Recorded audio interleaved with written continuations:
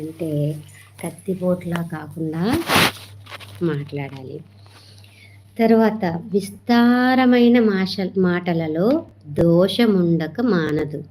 అంటే విస్తారంగా మాట్లాడేస్తారు. చాలామంది మాట్లాడుతూనే ఉంటారు. కంటిన్యూస్గా యాంకర్స్ మాట్లాడినట్టు హాస్పిటల్ లాగా వాగుతూనే ఉంటారు. అయితే ఆ మాట్లాడే మాటల్లో బోల్డ్ అని మిస్టేక్స్ దొరుకుతాయి. కాబట్టి విస్తారంగా మాట్లాడకూడదు అని చెప్పి బైబిల్ చెప్తుంది. ఇంకొక విషయం ఏంటి అని అంటే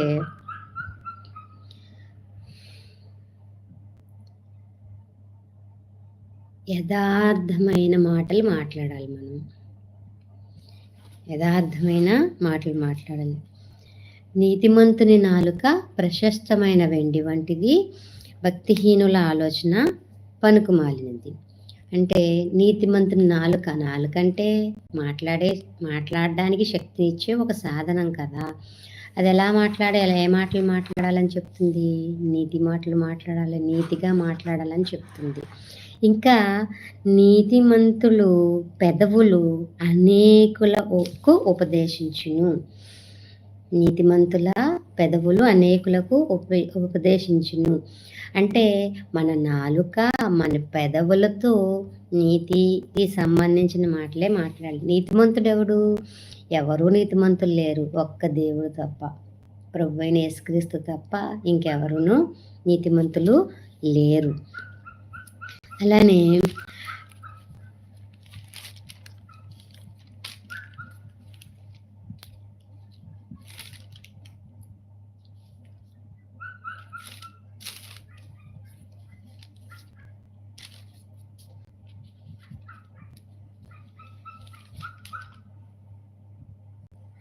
ఖడ్గము వంటి పళ్ళును కత్తుల వంటి దవడ పళ్ళును కలవారి తరము కలదు. మన పళ్ళు ఖడ్గాలా పనిచేస్తాయంట.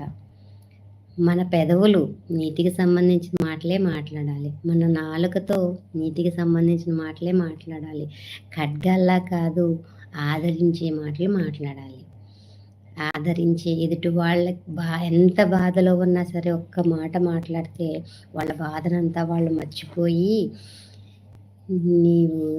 నీ మాటలతో వాళ్ళు దేవుని వైపు తిప్పగలిగేలాంటి మాటలు మనము మాట్లాడాలి.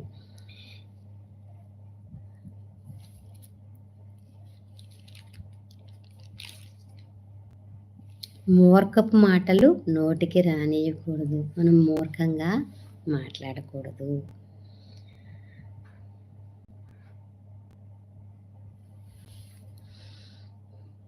ఎలా మాట్లాడాలి, ఎలా మాట్లాడకూడదు, ఎలా విస్తారంగా మాట్లాడకూడదు, మితంగా మాట్లాడాలి.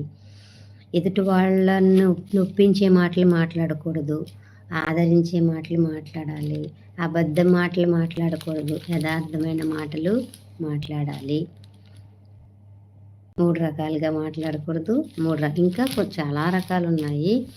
మనకి దేవుడు అవన్నీ కూడా మనకి దైవ గ్రంథంలో పొందుపరిచి ఉన్నాడు. మనం వాటిని దివారాత్రులు ధ్యానించి తెలుసుకోవాలి. అయితే నాకు చిన్న జోక్ వచ్చింది. ఏంటి అని అంటే మనకి 143 143 అంటే లవర్స్ అందరి పరిభాషలో అది ఐ లవ్ యూ అని అర్థం. అయితే దేవుడు మనకి ఐ లవ్ యూ చెప్తూ ఏం చెప్తున్నాడో చూడండి. ఒక అబ్బాయి అమ్మాయికి ఐ లవ్ యూ చెప్పి, లేదా ఒక అమ్మాయి అమ్మాయికి ఐ లవ్ యూ చెప్పి ప్రామిస్ చేస్తారు కదా.